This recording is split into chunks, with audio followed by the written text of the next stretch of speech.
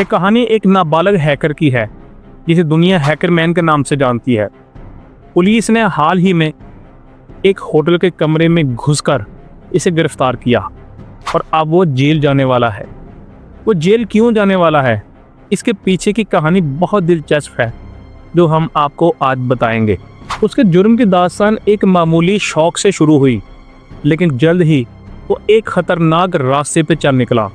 ये कहानी उस वक्त की है जब वो सिर्फ 14 साल का था और मासूमाना तौर पर माइनक्राफ्ट के सर्वर्स को हैक कर रहा था। 14 साला हैकर था वो, लेकिन ये मासूमियत ज़्यादा देर ना रही, क्योंकि 16 साल की उम्र तक वो ना सिर्फ सर्वर्स हैक कर रहा था बल्कि बड़े बड़े क्रिप्टो अकाउंट्स को भी निशाना बना रहा था। वो क्रिप्टो करेंसी को चुराने में कामयाब हो जाता है, इसलिए तो वो उनको निशाना बना रहा था। इस उम्र में जहां दूसरे नौजवान अपने ख्वाबों का ताक़ो कर रहे थे, वो जुर्म की तारीख दुनिया में गोताज़न हो चुका था। हैकरमैन ने अपने अज़ाइम को मज़ीद बुलंद करते हुए लेप्सिस के नाम से एक हैकिंग ग्रुप तश्कील दिया। इस ग्रुप ने मशहूर साइबर सिक्योरिटी कंपनीज को निशाना बनाया और ऐसे हमले किए जो ख़बरों में आने लगे, यानी वो ख़बरों में छा रहे थे। ये गैर कानूनी कामयाबी उसे वो तवज्जो दिलाने लगी, लेकिन ये तवज्जो एक दो-धारी तलवार साबित हुई, क्योंकि वह ना सिर्फ मशहूर हुआ बल्कि कानून नाफज करने वाले अदारों की नज़रों में आ गया। चुराए गए क्रिप्टो फंड्स का इस्तेमाल करते हुए हैकरमैन ने डकपिन नामी एक वेबसाइट खरीदी। ये वेबसाइट लोगों को गुमनामी में दूसरों की ज़ाती मालूमात शेयर करने की इजाज़त देती थी।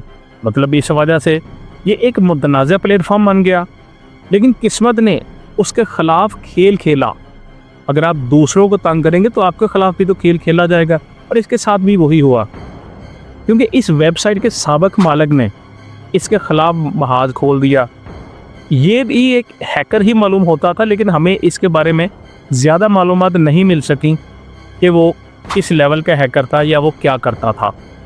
लेकिन ये बड़ा ज़बरदस्त तरीका हुआ कि उसने हैकरमैन के साथ एक ऑनलाइन तनाज़ा शुरू कर लिया।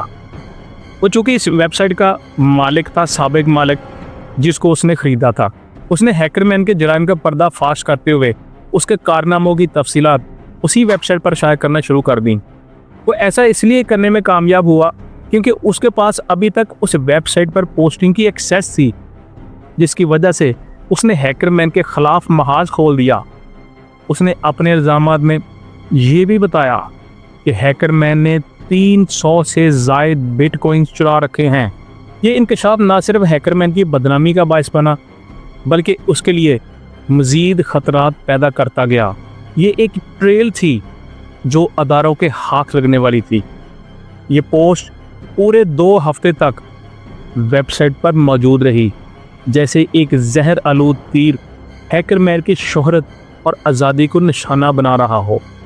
हैकरमैन ने उसे हटाने के लिए हर मुमकिन कोशिश की, लेकिन नाकामी ने उसका मुकद्दर बनने का फैसला कर लिया था। आखिरकार पुलिस ने उसके होटल के कमरे पर छापा मारा और उसे गिरफ्तार कर लिया। हैरत अंगेज़ तौर पर उस वक्त वो सिर्फ 16 साल का था, लेकिन ये गिरफ्तारी उसके अंदर मौजूद जोश और जराइम की दुनिया की मोहब्बत को कम ना कर सकी। ज़मानत पर रिहाई के बाद हैकरमैन ने एक बार फिर अपनी हैकिंग की सरगर्मियों को जिंदा किया, और इस बार उसने मामूली अहदाफ की बजाय आलमी शोहरत याफ्ता अदारों को निशाने पर रख लिया। इन अदारों में माइक्रोसॉफ्ट, टी-मोबाइल, यूबीसॉफ्ट, सैमसंग और दीगर अदारे शामिल थे। इस बार उसका मकसद सिर्फ पैसे चुराना नहीं था, उसके दिल में अवामी तवज्जो हासिल करने का जुनून अब पूरी तरह हावी हो चुका था। इस शोहरत हासिल करनी है चाहे जो भी हो। वो इन कंपनियों का अंदरूनी डाटा चुराकर इसको लीक कर देता था ताकि उसको मज़ीद शोहरत मिले। उसकी बढ़ती हुई हैकिंग की सरगर्मियों की वजह से हैकरमैन और उसका पूरा ग्रुप FBI के नज़रों में आ गए थे, और इसके हवाले से हैकरमैन को मालूम हो गया था कि FBI उन पर नज़र रखे हुए है, इसलिए उसे अपनी तमाम ट्रेल जो है, सबूत जो है वो मिटाने होंगे। हालात की संगीनी को देखते हुए हैकरमैन ने फ़ौरन वेबसाइट के पुराने मालिक से रब्ता करने का फ़ैसला किया। उसकी बुनियादी वजह ये थी कि वो वेबसाइट जो उसने हाल ही में ख़रीदी थी, जिस पर लोग पोस्टिंग करते थे अनोनिमस रह के, उस पर एक पोस्ट अभी तक मौजूद थी जिसमें उसके साबका मालिक ने हैकरमैन की हैकिंग के हवाले से इल्ज़ाम आयद किए थे। हैकरमैन जानता था कि ये पोस्ट उसके लिए एक बड़ा मसला बन सकती है, इसलिए उसने किसी भी कीमत पर उसे हटाने की कोशिश की और इसीलिए उसने साबका मालिक से राब्ता किया था। वो पुराने ऑनर से राब्ता करने में कामयाब तो हो गया और उसने उससे दरख्वास्त की कि वो इस पोस्ट को फौरी तौर पे हटा दे, लेकिन हैकरमैन का मंसूबा यहाँ काम नहीं करता। उसने ऑनर से ये भी कहा कि वो ये झूठी मालूमात फैलाए कि वो इस हैकिंग ग्रुप का हिस्सा नहीं था जिसने क्रिप्टो कॉइन्स को हैक किया था। हैकरमैन समझ रहा था कि मामला सारे ठीक हो जाएंगे। हैकरमैन ये सब इसलिए कर रहा था कि FBI की तफ्तीश उसकी तरफ से रुक जाएगी और वो मज़ीद मुश्किलात से बच पाएगा, लेकिन ऐसा होने वाला नहीं था। उसकी मुश्किलात कम होने की बजाय उसमें इजाफा हो जाता है। उसकी वजह ये होती है कि वेबसाइट का जो साबका ऑनर है, तो शायद अभी तक पिछली लड़ाई से दिल बर्दाश्ता था, बस उसको इतना कहता है, मैं ऐसा कुछ नहीं करूँगा, दफ़ा हो जाओ। यूँ हैकरमैन का चालाक मंसूबा नाकाम हो जाता है और वो टेंशन में है कि अब क्या करे। ऑनर ने ना सिर्फ उस तमाम मामले को वेबसाइट से हटाने से इनकार कर दिया, बल्कि उसने हैकरमैन को भी बेनकाब कर दिया कि ये कौन है, यानी उसकी शनाख्त उसने एक्सपोज कर दी। चंद दिनों बाद FBI की सबसे ज़्यादा मोस्ट वांटेड जो लोगों की लिस्ट है उसमें उसको शामिल कर लिया जाता है और ठीक एक हफ्ते के बाद हैकरमैन को गिरफ्तार कर लिया जाता है। उस वक्त उसकी उम्र सिर्फ 17 साल थी। इसके बाद उसे ज़मानत पर रिहा किया जाता है, मगर अदालत उस पर यह पाबंदी आयद करती है कि वो इंटरनेट का इस्तेमाल बिल्कुल भी नहीं कर सकता। इसकी इस पाबंदी को यकीनी बनाने के लिए हैकरमैन को मुकदमे की समाअत के दौरान एक ट्रैवलेज होटल में रखा जाता है। चंद माह गुजर जाते हैं और वो अभी तक होटल में मुकदमे का इंतज़ार कर रहा था और इस दौरान उसे वो अपने मशहूरी वाले वाक़यात बहुत याद आते हैं जो उसने किए थे। फिर एक रात वो होटल से निकलकर कुछ फासले पर एक रिटेल स्टोर में जाता है और वहाँ से एक अमेज़ॉन फायर स्टिक खरीदता है। उसके साथ ही वो एक ब्लूटूथ कीबोर्ड और माउस भी खरीद लेता है और फिर वापस होटल आकर इन सब चीज़ों को अपने होटल के टीवी से कनेक्ट करता है और इसके ज़रिए वो अपने लिए एक आरजी कंप्यूटर बना लेता है, यानी वो बाज आने वाला नहीं था। फिर इस कंप्यूटर का इस्तेमाल करते हुए वो उबर का सिस्टम हैक कर लेता है। लेकिन हैरानी की बात यह है कि वो उबर से पैसा नहीं मांगता, बल्कि वो ऐसा सिर्फ इसलिए करता है कि उसके हैकिंग ग्रुप को मीडिया में कवरेज मिले और उसका ये मंसूबा कामयाब हो जाता है।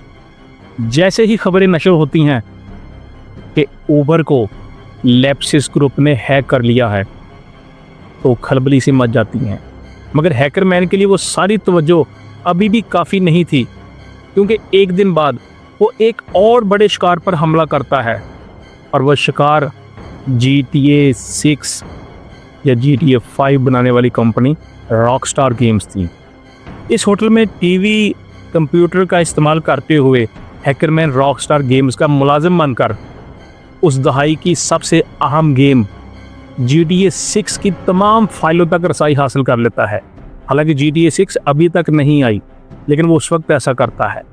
ये एक ऐसा गेम था जिसे रॉकस्टार ने खुफिया रखा हुआ था और जिसके बारे में अभी तक ये तस्दीक नहीं की गई थी कि ये गेम कब जारी होगी।